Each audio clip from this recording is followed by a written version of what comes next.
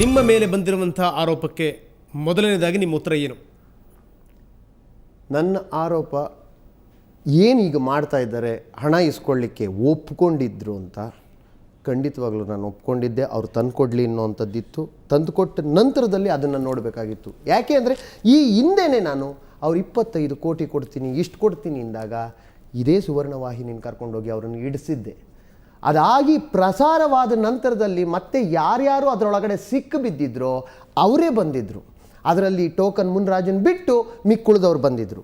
ಅವ್ರು ಹೇಳ್ತಾ ಇದ್ದಿದ್ದು, ನೀವು ಯಾರಿಗೂ ಹೇಳಬೇಡಿ, 11 ಕೋಟಿ ಸಿದ್ಧವಾಗಿದೆ, 11 ಕೋಟಿ ಸಿದ್ಧವಾಗಿರೋದನ್ನು ತಗೊಂಬಿಡಿ. ಆಯಿತು, ತಗೊಳ್ಳೋಣ. ಫಾರ್ಚುನರ್ ಕಾರು ಆಯಿತು, ಕೊಡಿ. ಅಷ್ಟೊತ್ತಿಗೆ ನಾವು ಎಲ್ಲ ಹುಡುಗರನ್ನ ಸಿದ್ಧ ಮಾಡಿದ್ವಿ, ಕ್ಯಾಮ್ರಾಗಳನ್ನ ಸಿದ್ಧ ಮಾಡಿದ್ವಿ. ನಾವು ಅವ್ರನ್ನ ಕ್ಯಾಮ್ರಾ ತೆಗಿಲಿಕ್ಕೆ ಎಲ್ಲೂ ಅವಕಾಶ ಆಗಲಿಲ್ಲ, ಆದರೆ ಫೋನ್ ರೆಕಾರ್ಡ್ಗಳನ್ನ ಮಾಡ್ಕೊಂಡಿದ್ದೀವಿ, ವಾಹಿನಿಗೆ ತಲುಪಿಸಿದ್ದೀವಿ. ಸರಿ ಆಯಿತು, ಬನ್ನಿ ಇವತ್ತು.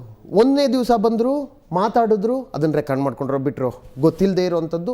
ಯಾಕೆಂದರೆ ನಾನು 2 ರೂಪದಲ್ಲಿ ಮಾತಾಡಿದ್ದೀನಿ. ಒಂದು ಇದನ್ನು ಮೇಲ್ಗಡೆ ಹಾಕ್ಕೊಂಡಿದ್ದೀನಿ, ಇನ್ನೊಂದು ಸತಿ ಪೇಟ ಕಟ್ಕೊಂಡಿದ್ದೀನಿ. ಅಂದರೆ 2 ಸತಿ ಬಂದಾಗಲೂ ಅವರು ತೆಗೆದಿದ್ದಾರೆ. ನಾನು ಖಂಡಿತವಾಗ್ಲೂ ಅಂದಿದ್ದೀನಿ, ಅದರಲ್ಲಿ ಅಂದಿರೋ ಮಾತುಗಳು ಸತ್ಯ. ಕನ್ನಡ ಪರ ಸಂಘಟನೆಗಳನ್ನ ನೀವು ತಡಿಬೇಕು ಅಂದಾಗ ನಾನು ಈ ಮಾತು ಅಂದಿದ್ದೀನಿ. ಹೌದು ಕಣ, ರಮೇಶ್ ಗೌಡ್ರಿಗೆ, ಅವ್ರ ಅಪ್ಪ ಅವ್ರಿಗೆ, ಅವ್ರ ಅವ್ವ ಅವ್ರಿಗೆ ಎಲ್ಲರಿಗೂ ಹೇಳಕ್ಕೆ ಹೋಗ್ತೀನಿ, ಎದೊಗಲೇ ನಂದೇನೈತೆ ನೋಡು ಅನ್ನೋಂಥ ಮಾತಂದಿದ್ದೀನಿ. ನಾನು ಕನ್ನಡ ಪರ ಸಂಘಟನೆಯನ್ನು ತಡೆಯೋದು, ಸುವರ್ಣ ವಾಹಿನಿನ ತಡೆಯೋದು, ಆರ್ತಿ ರಾವನ್ನ ತಡೆಯೋದು ಇಲ್ಲದೆ ಇರೋಂಥ ಮಾತು. ಅದನ್ನು ಅವರು ಹೇಳಿದ್ದಾರೆ, ನೀವೇನು ಮಾಡೋದು ಬೇಕಾಗಿಲ್ಲ, ನಿಮ್ಮದನ್ನು ನೀವು ತಡ್ಕೊಳ್ಳಿ, ನಿಮ್ಮದು ನೀವು ತಗೊಳ್ಳಿ.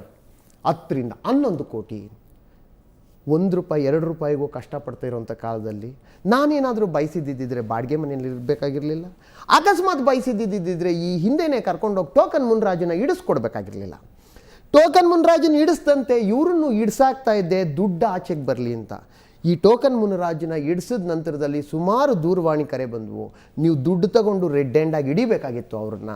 ಅವಾಗ ಒಪ್ತಿದ್ವಿ ಸ್ವಾಮೀಜಿ, ಬೇಕಾದಷ್ಟು ಜನ ಕರೆ ಮಾಡಿ ಹೇಳಿದ್ರು. ಅಲ್ಲ, ಈಗ ಸ್ವಾಮೀಜಿ ನಾನು ಒಂದು ಪ್ರಶ್ನೆ ಕೇಳಲೇಬೇಕು ನಿಮಗೆ. ನಿಜ ಆಯಿತು, ಈಗ ನೀವು ಹೇಳೋ ಪ್ರಕಾರ ನಾನು ಬಹಳ ಒಳ್ಳೆ ಭಾವನೆಯಿಂದ ನಾನು ಹೋಗಿದ್ದೆ, ನಾನು ಹೌದು ಈ ದುಡ್ಡು ಕೊಡ್ಬೇಕಾಗಿತ್ತು, ಇವರು ಎಲ್ಲರೂ ಹಿಡಿತಿದ್ದೆ, ಹಿಡಿದ್ಬಿಟ್ಟು ಪ್ರಪಂಚಕ್ಕೆ ತೋರಿಸ್ತಿದ್ದೆ. ಹೌದು ಆಯ್ತು, ಇವು ಒಪ್ಕೊಳ್ಳೋಣ. ಈಗ ದುಡ್ಡು ಬಂದಿಲ್ಲ, ನೀವು ಹಿಡಿಯೋಕ್ಕಾಗಿಲ್ಲ, ನಿಮ್ಮನ್ನು ಅವ್ರು ಹಿಡಿದೆಲ್ಲ ಪ್ರಪಂಚಕ್ಕೆ ತೋರಿಸಿದ್ರು.